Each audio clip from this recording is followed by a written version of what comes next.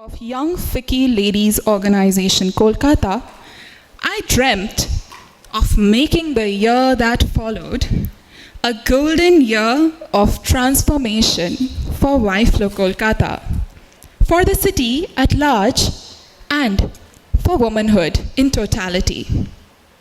The theme for my year was Think, Believe, and Achieve. Think the unthinkable. Believe in your own honest efforts and achieve the unimaginable. The concept of this theme entails that the true empowerment of every woman is internal. It begins at the level of thought, leading to eventual materializing of goals through concentrated and determined action. This is the process of metamorphosis which the year strived to achieve. During this year, we held interactions with the most prominent and distinguished personalities from across various fields of politics, media, Bollywood, health, spirituality, fashion, corporates, and diplomats. Also held a number of unique workshops and tours, which were very, very well received by one and all. This year, YFLO achieved many milestones, like never before. We received country-wide acclaim with over 36,000 views of our opening event with Dr. Subramanian Swamy. For the first time ever, we were covered on national television thrice. And needless to mention, the gracing of the organization by the galaxy of honorable guests this year was something that had never been witnessed before at YFLO. For all of this and much more, first and foremost, I would like to thank God for being there with me every step of the way as my rock and my guiding light, always making me feel as his most special and loved child. Secondly, I would like to express my sincere gratitude to all my esteemed guests of honor and speakers whose presence made this year historic for YFLO Kolkata. I thank the National Governing Body of FLO and the FLO Advisory Board Kolkata, who trusted my abilities to take this organization to greater heights.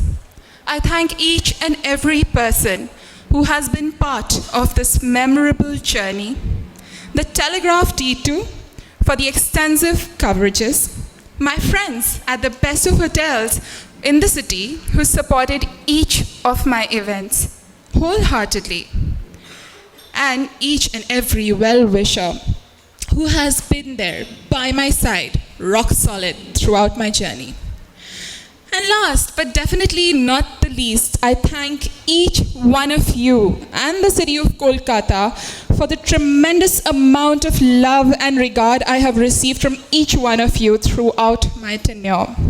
Trust me, that added the fuel to my fire.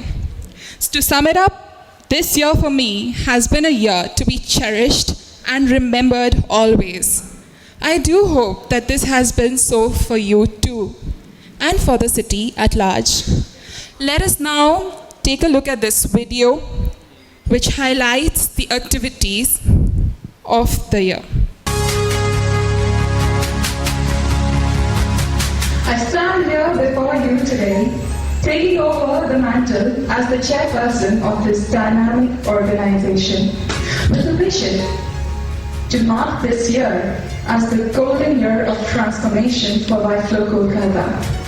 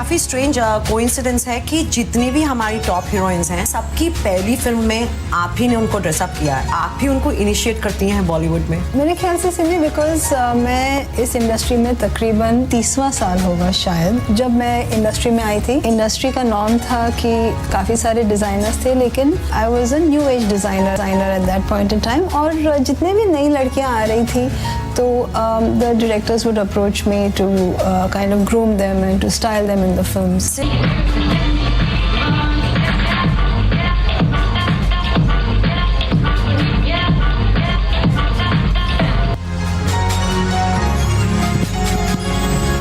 Neeta Lulla whirled into the fashion scene more than 2-3 decades ago. Hailed as the Tsarina of Indian fashion, Neeta Lulla is today a force to reckon with in the glamour and fashion retail industry. Her designs have not only been recognized in India but have been widely acclaimed globally. Expertise, clarity, creativity, and humility arising from quiet confidence has earned her both respect and clientele of Bollywood's who's who, such as Aishwarya Rai, Katrina Kaif, Priyanka Chopra, Deepika Padukone, Rani Mukherjee, and Sushmita Sen, just to name a few. Ladies and gentlemen, we welcome you to come face to face with the queen of fashion, the power lady, the achiever, and the fashionista, and the recipient of a line of film awards and national film awards. Please welcome Miss Neeta Lulla.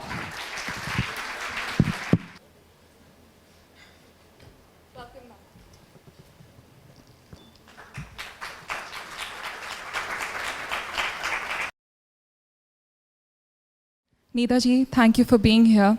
It's an inspiration to have you amongst us, especially for this wonderful celebration that I have today to mark the closing event of this wonderful year, this glamorous year that has gone past.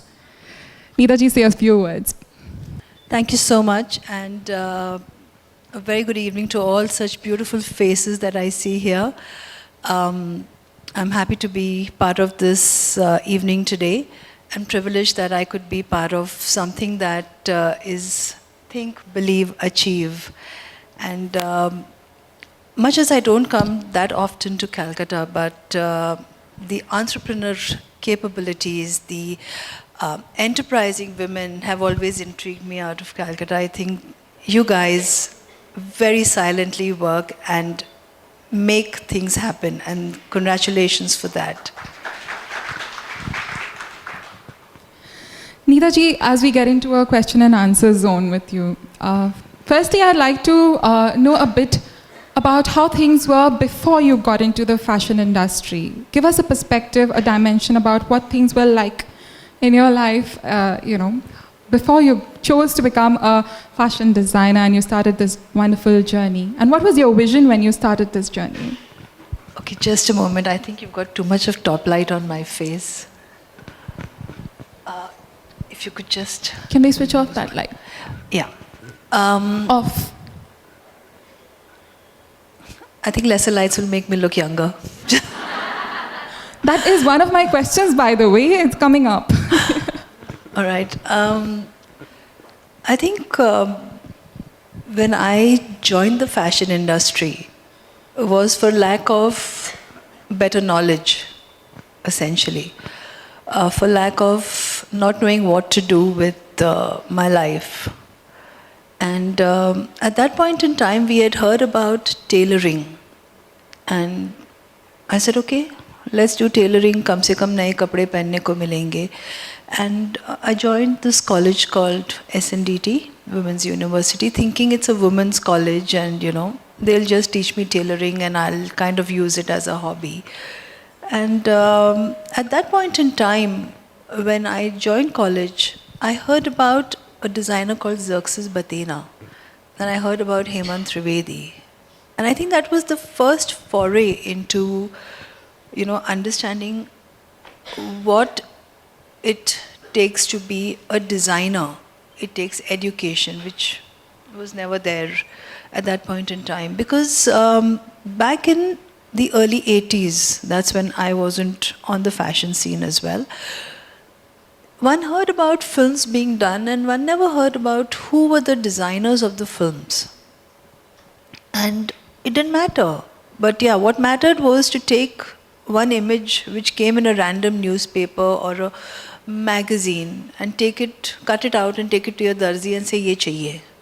I remember my mom taking Rekha ji's image and telling the tailor, मेरे बेटी के लिए बना दो, because मेरी बेटी मोटी है तो कम से कम कुर्ता पजामा बंडी अच्छा लगेगा, kind of thing. So those were the kind of things that happened at that point in time. And when I joined college, for the first time I heard about designers, and I heard about Xerxes, and I heard about Hemant, and I was like, wow, we heard about Parveen Babi's gold gown. And I said, one day I want to do this. I want to work with Hemant, and I want to do what Xerxes is doing on screen. That point, Hemant was my professor, and he's also my guru, because he's taught me what I am today, and he mentored me at that point in time. And very randomly you heard about clothes, good clothes being done, and then suddenly you heard about one random fashion show. So that was the plight of designers up until the 90s. Early 90s is when we kind of heard a little bit of a flutter. When I did Chandni, people started talking about clothes. But during Lamhe, I actually saw a newspaper write an article on the clothes of Lamhe. So I guess that's when it started creating the awareness. And this, I would say, is late 80s, 90s. Then came about late 90s, where people actually started writing, and then your internet started giving you access to what is happening around the world. Designers became popular. 2000, social media became so huge that even if you sat on a chair, it was on your Instagram and your Twitter. And yeah, that's where we are today, and it's only growing by leaps and bounds, and it's going to get better and better. Superb, wonderful. So that was an insider view into going back in time, throwback moments. From the 90s, Neetaji, you became the country's undisputed ace designer. The word tailor, like you said, was replaced by the word designer. For the first time, we started hearing and getting to know, okay, there's something called a fashion designer. You designed for actresses such as Divya Bharti, Juhi Chawla, Meenakshi, Dimple, Sridevi, to name a few. How was it to work with these leading ladies? And there are so many questions when you speak about these actresses that comes to my mind. Were there, how was it to work with them? Who had the best and the worst dressing sense, for instance? Let's be honest.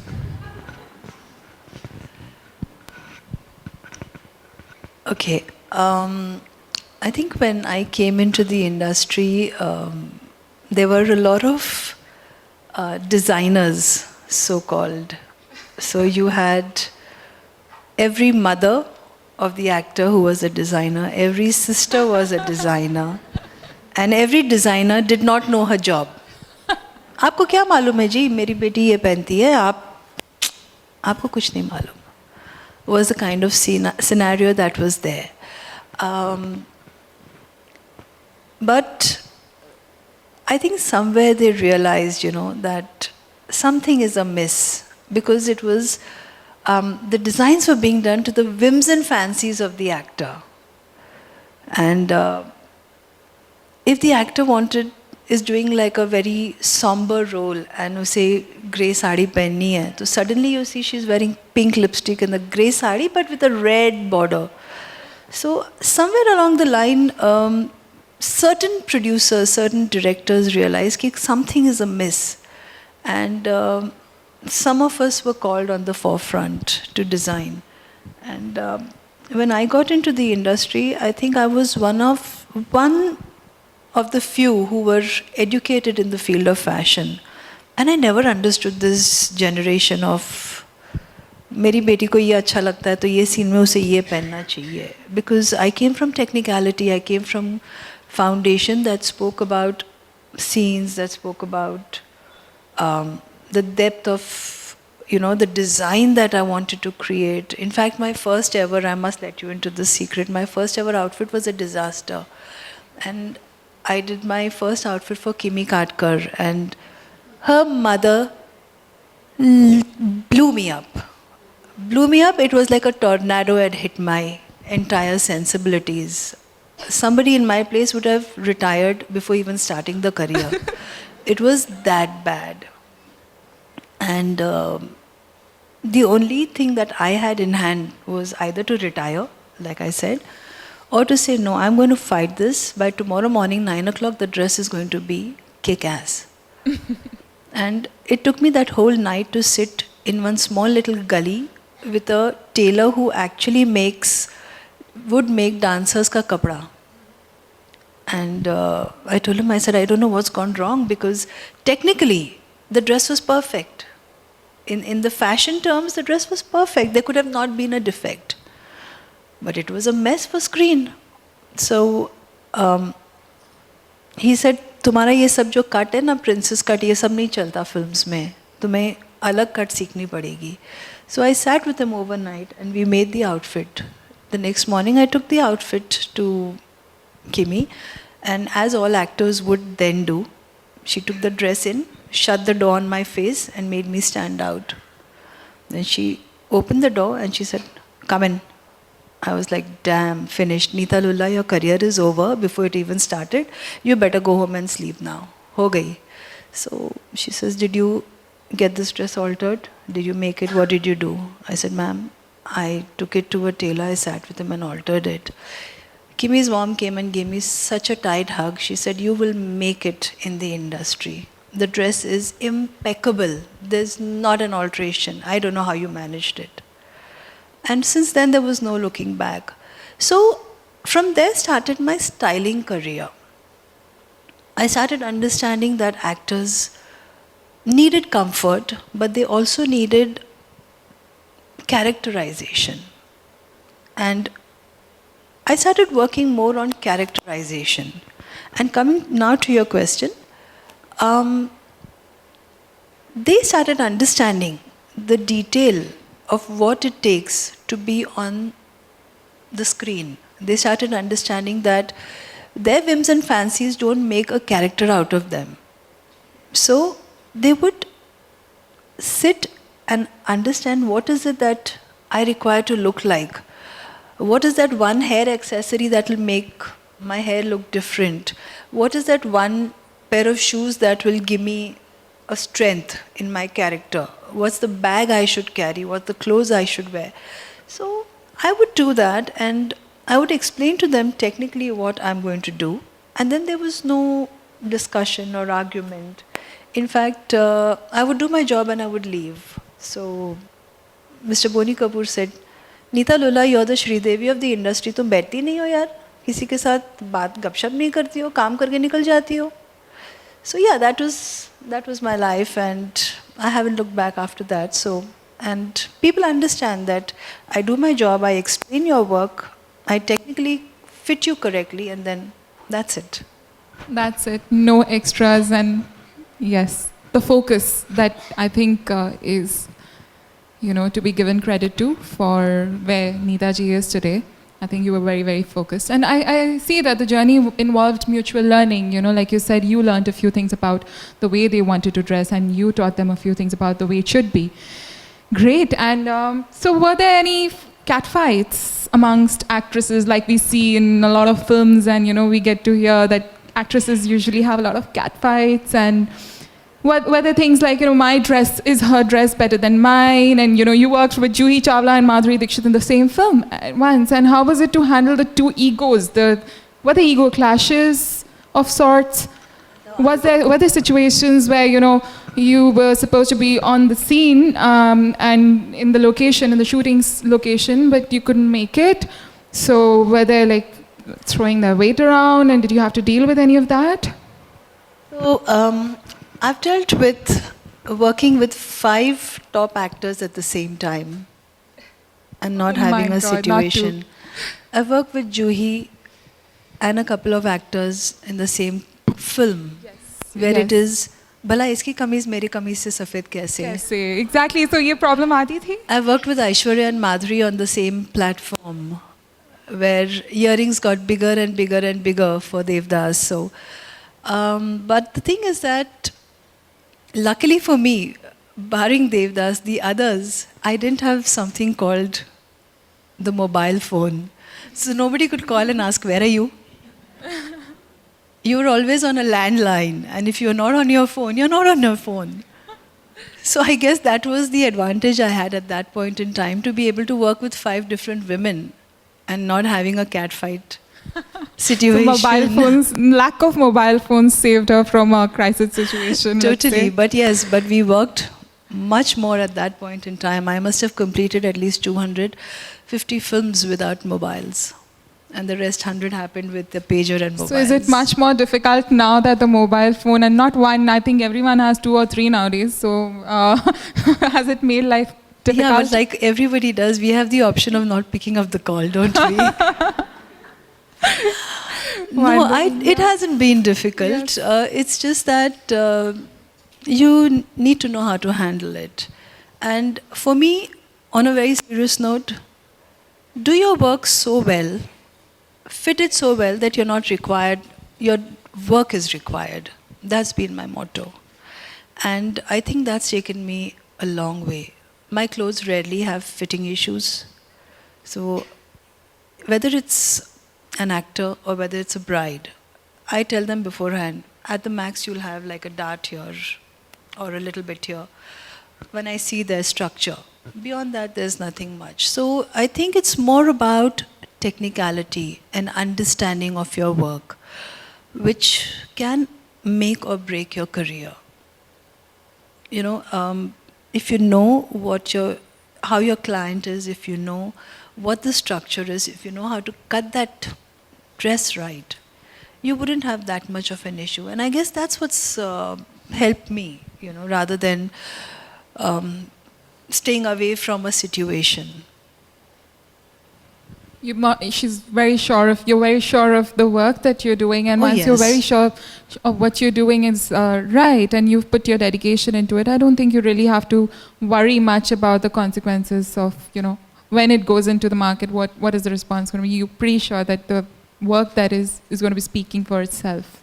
So you've been designing a lot for women, but why not for men? Why is there a bias? Is it not on your cards? Or you don't think that you would like to design for men, but why not?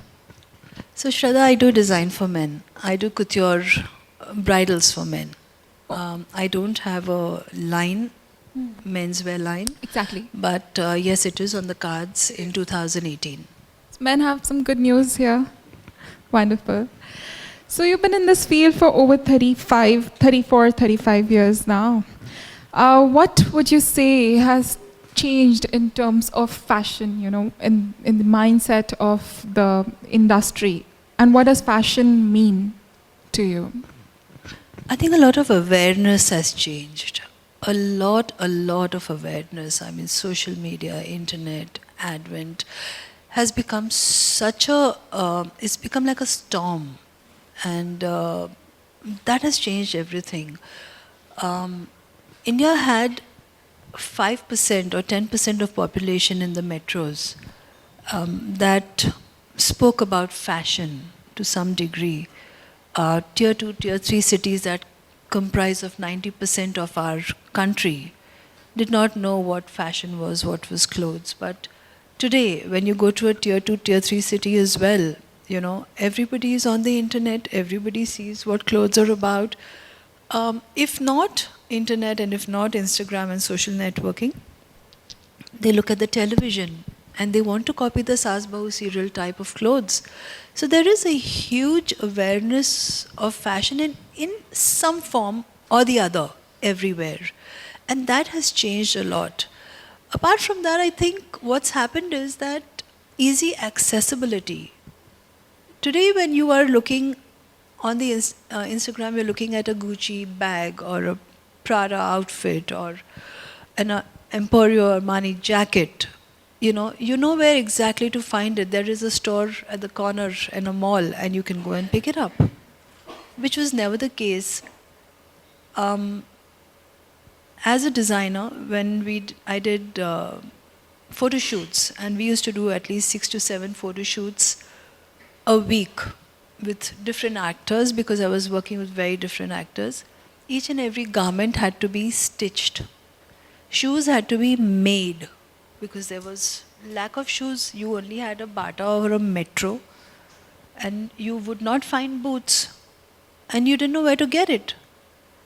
Up until slowly shops sprang up with, clothes from Bangkok and China, and that happened very late. But apart from that, we used to make everything. We used to stitch the look. We used to think of the look and stitch it, and then have photo shoots. And working at that point in time with Sridevi and Juhi and Kimi and number of actors, everybody was doing a photo shoot, everybody was doing a cover of a magazine, whether it was Stardust or Movie or Cineblitz or G or whatever, and everybody wanted an outfit. Everything had to be stitched. There was no way you could. So the best thing that I formulated was to do draped garments. I would drape garments on the actor and good to go for a photo shoot.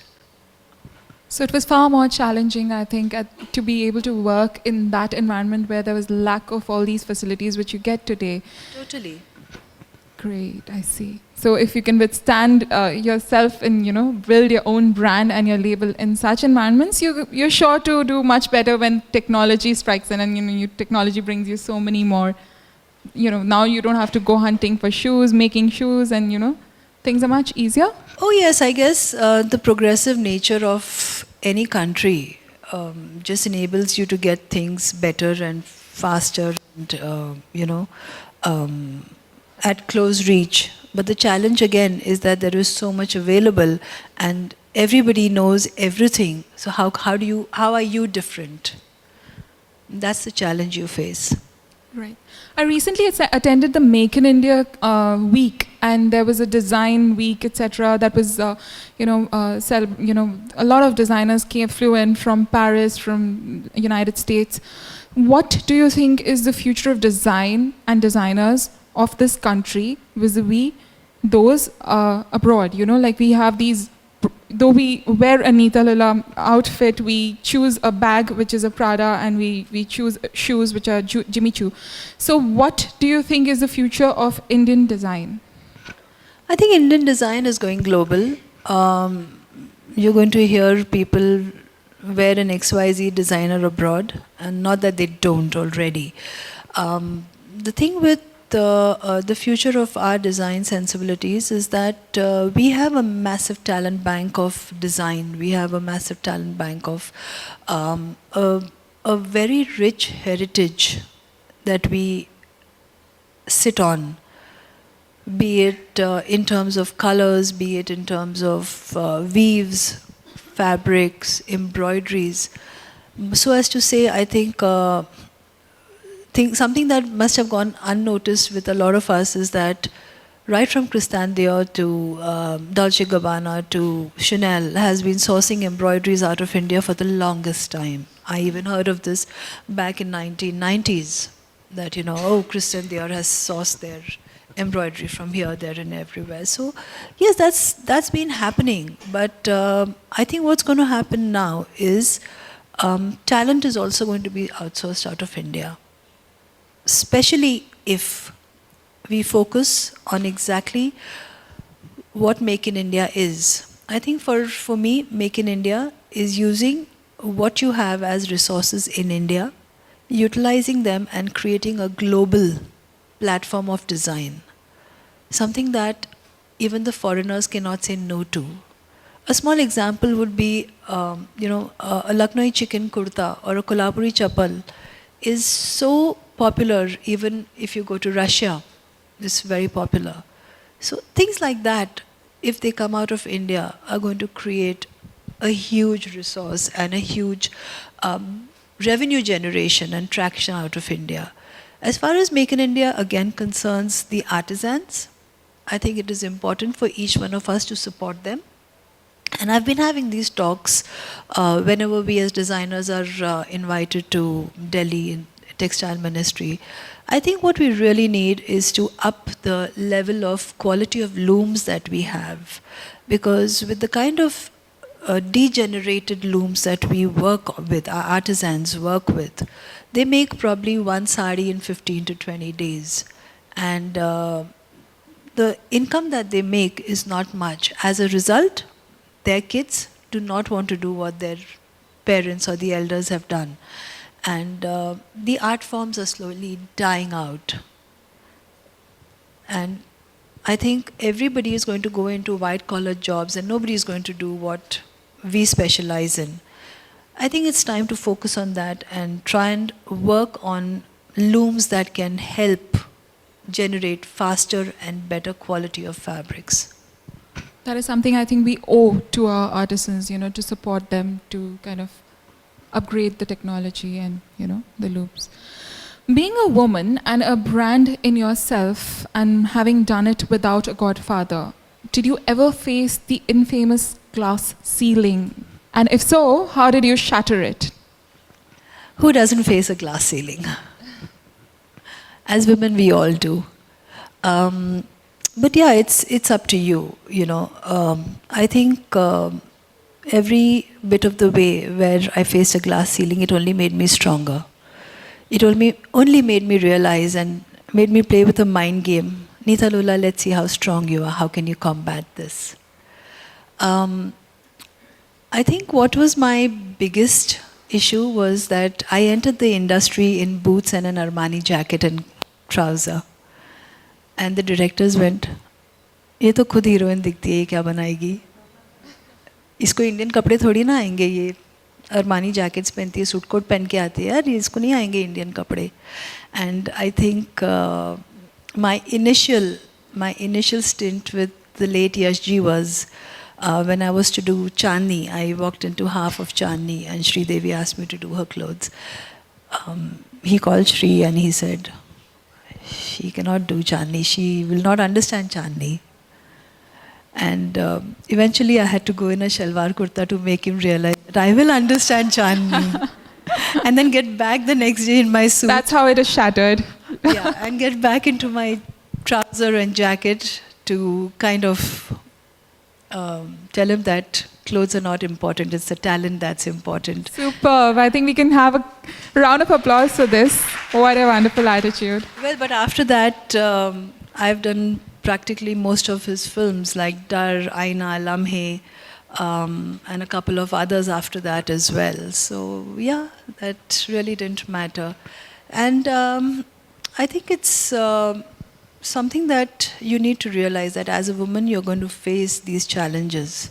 But being strong here and being clean here is going to take you a long way. That's wonderful. The latter really matters, I think. The latter really matters. It's not a rhyme. But yes, being clean inside it takes you a long, long way, You might face initial challenges in life, but don't you worry. It's just a trial which makes you, that makes the gold purer. So if you don't go through the trials, then you will never be as pure as you could be. Rediscover yourself. Neeta ji, you're an institution in yourself for a huge number of designers. I think many aspiring designers. What is your message to them? What would you like to tell them? I think most importantly, education. Knowing your job, being educated in it is most important.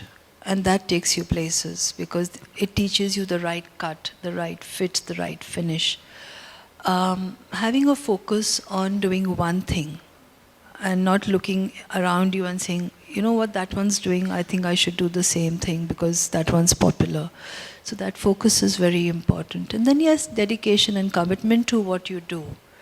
For me, when somebody asks me, media journalists generally say, Neeta ji, what is your hobby?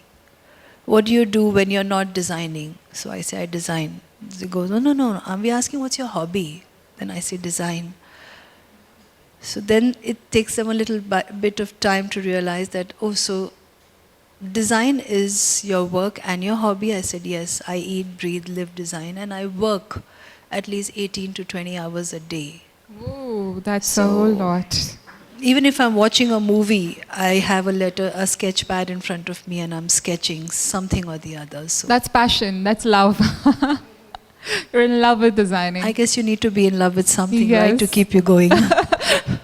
You're in love with the right thing, trust me. But you'll land up with no regrets, trust me.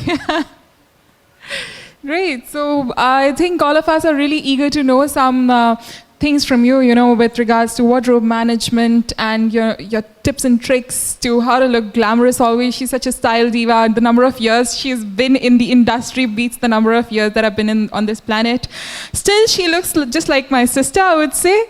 And I would like to know these secrets from you, and all of us would like to know, how is it that you are always so glamorous, and what are the tips and tricks to maintain this? I think for this, I should keep the question answer open with all of you. So, yes, you can ask me questions and I'll answer exactly. it. There are so many things that we can cover. I'm just giving you some hints. You can ask her about color palettes that suit the Indian skin. You can talk about a lot of things, how to manage your wardrobe when you're traveling, what things to carry, not to carry, etc. What should be there in your bag. So many hints. And now we open the question and answers to the floor, to the audience.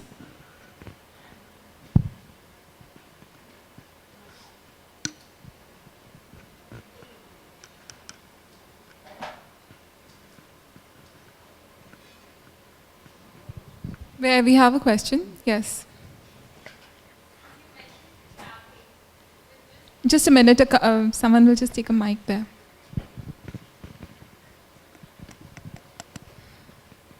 Hello. Hi, this is Dhwani Sethia. I didn't get your name. Dhwani. Dhwani. Hi. Since she mentioned traveling, but just 15 kgs allowed these days, what are the few styles of footwear that we can carry which can go as party wear as well as be comfortable if you're, on a holiday? So, Dhwani, do you wear Indian clothes more often or do you wear Western more often? Western. Western. You don't wear Indians? Not when when you on travel? holiday. Not on holidays, okay. Please sit. So, travel is a very, very relative aspect. In fact, anything that you ask is very relative, and I'm going to answer it relative to what you're saying, because then it gives you a perspective of very different spheres of dressing. I think when you're traveling and you have just 15 kgs of luggage space, most important thing that you start with, or I would start with, is my shoes. One travel pair and one pair of comfortable shoes that I could even run in. And that's most important. I think as women, our majority of work is multitasking, running around. What's important is for us to stand on our feet. And gone are the days where you would sit down and say, "Acha, main to kaam nahi karungi, chalo. Let me wear my stilettos." So today it's a different scenario altogether.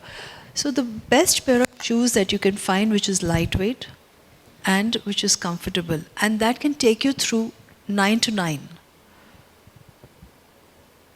A pair of lightweight jeans, with so many brands available, lightweight jeans are there that you can pick up. A nice classic white and black shirt, or a beige or a nude shirt. Because jeans with a black shirt dressed up with a scarf or jewelry can take you through post 9 as well. A white shirt, blue jeans can take you through morning to night again. Scarves, couple of scarves don't do any harm, because those scarves can be broken down and styled in ways where it could become a vest for you, it could become a handbag, it could become anything that you want. It can go around your neck, so you really don't need too much to carry. I would carry a sari with that as well, like I am today, shirt and a sari, most convenient.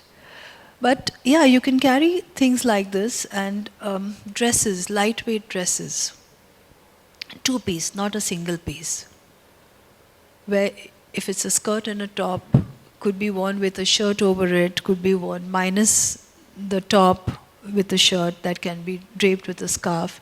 So if you work on your wardrobe very carefully, there's a lot that can be done with only about 6 to 7 pieces of garments.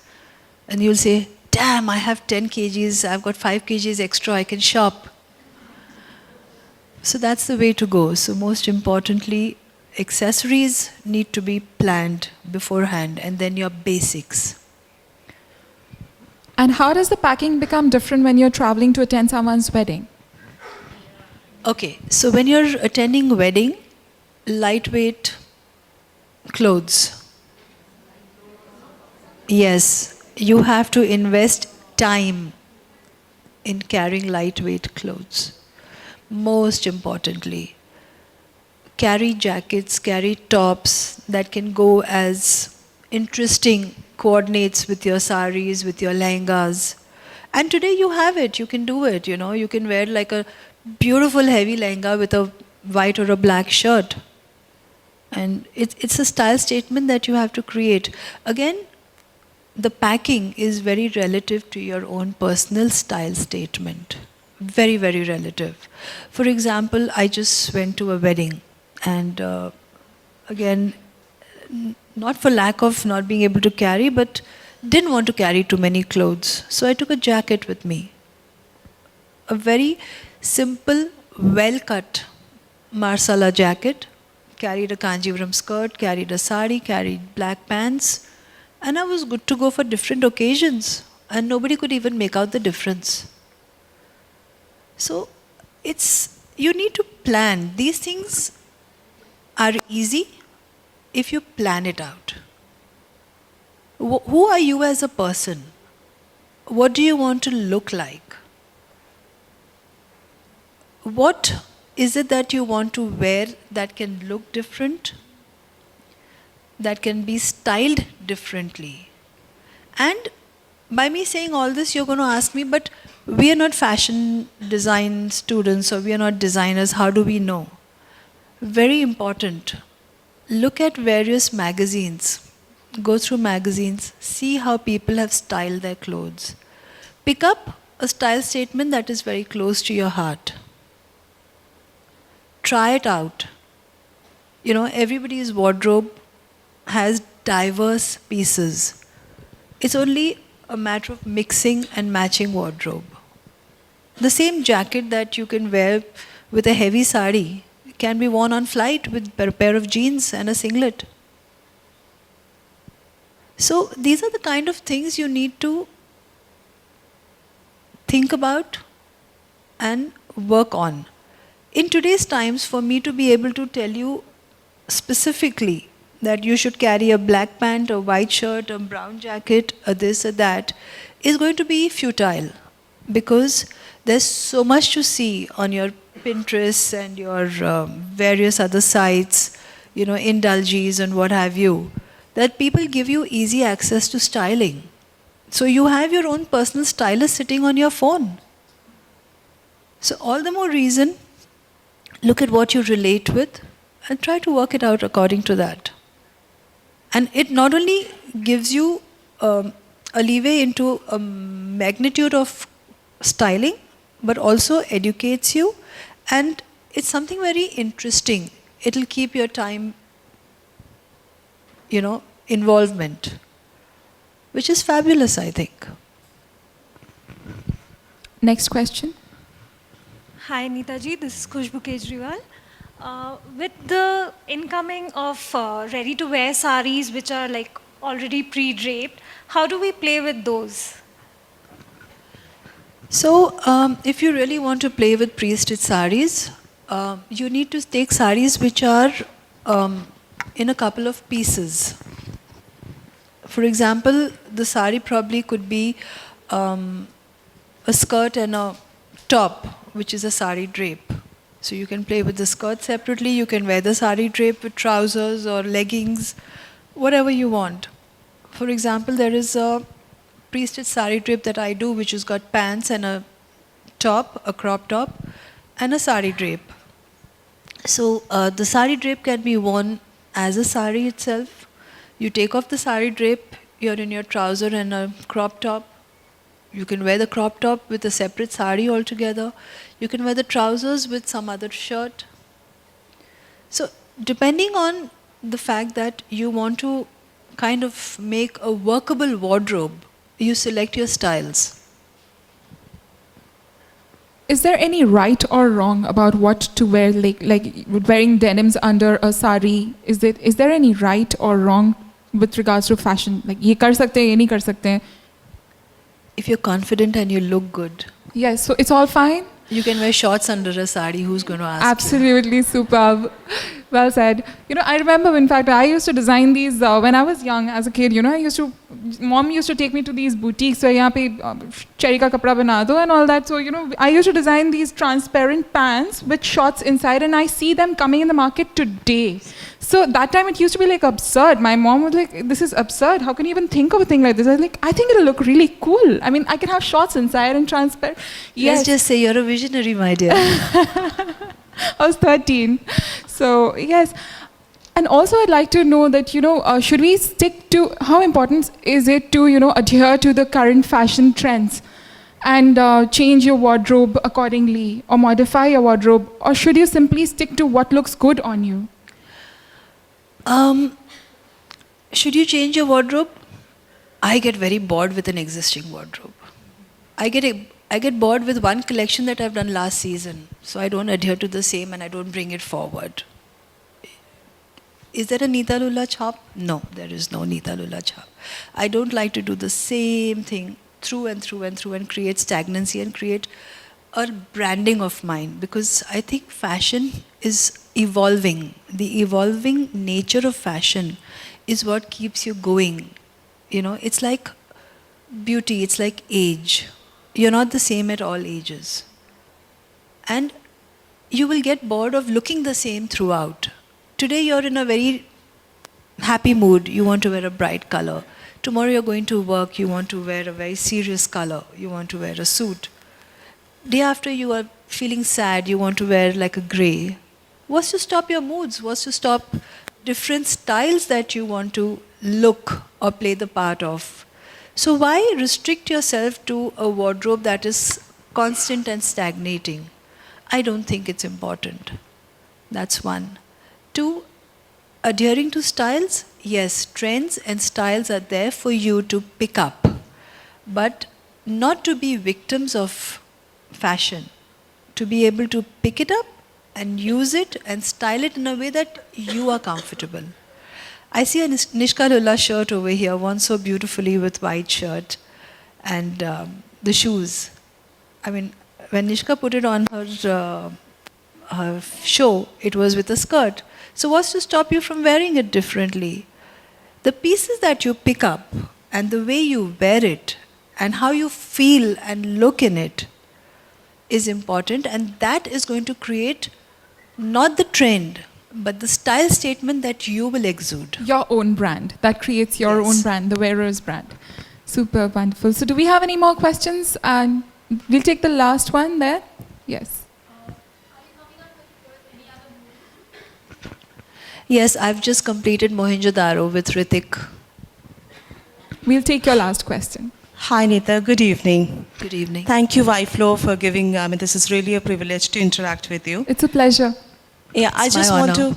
Yeah, I just want to know something, because today's world, and I'm sure that there are women over here will agree with me, because we have got so many things to accomplish in one single day. We have to go to a mandir, we have to go to a business meet, we have to go to a relative, we have to go for social commitment. Sometimes I am actually confused what to wear. Sometimes even I have to go back home to change and again go back. If I have to go to a mandir, or if I have to go to a social or a relative, then I have to wear a sari. Then again quickly I change back and I just wear some casual. Like right now I have to go and attend 6 places. So could you just throw some light on this? Thank you so Someone has a much. very, very busy social life. That's fantastic, because even Yeah. my life is like this. And I'm It's sure that many beautiful. others will also share the same experience with me. So, for me to give you a generic answer is not going to be possible. So, I want to go specific. So, let's take you as a case study. Give me 5 instances of yours through the day. Can you give her a mic, please? She needs a mic. I need to hear that.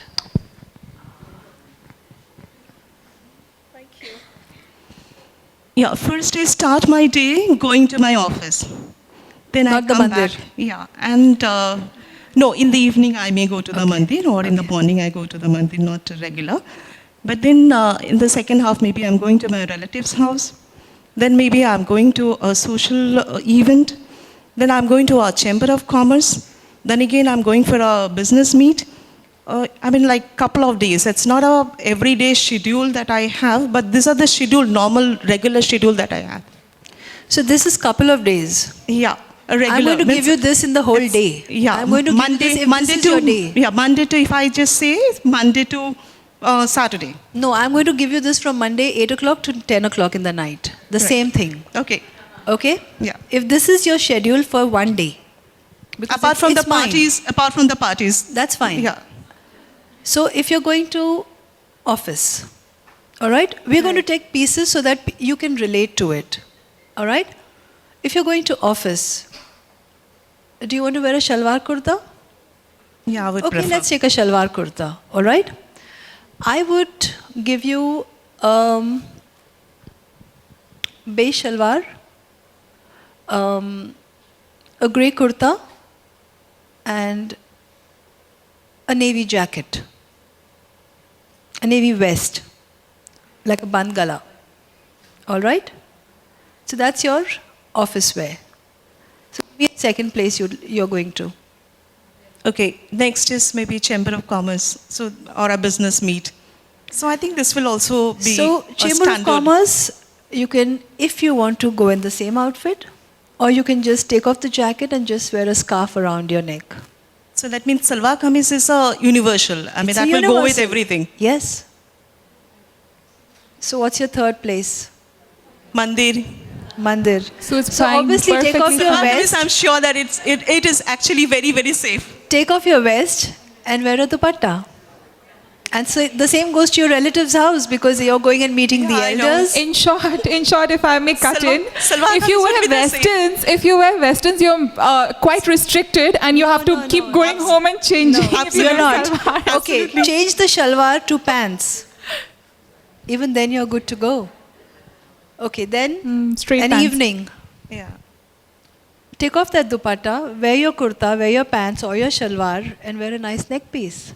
So salwar kameez is a common, I mean, that's a safe. Either pants or shalwar, whatever you want. All right? And if you're going for that evening out, and if you don't mind taking off the shalwar and the pants and wearing shorts under this and partying hard with the kurta and shorts, you're good to go there as well. That's a So difficult that's what one. your working wardrobe has to be. That's a difficult one. Wonderful. On this lively note, we end this beautiful evening. Thank you all for being here today, for celebrating with me this wonderful day. I'd like to call upon Renuka ji to Ms. Renuka Shah. Please come on stage. She's the founding chairperson of Flow Kolkata and has been a national past president. To felicitate Neetaji.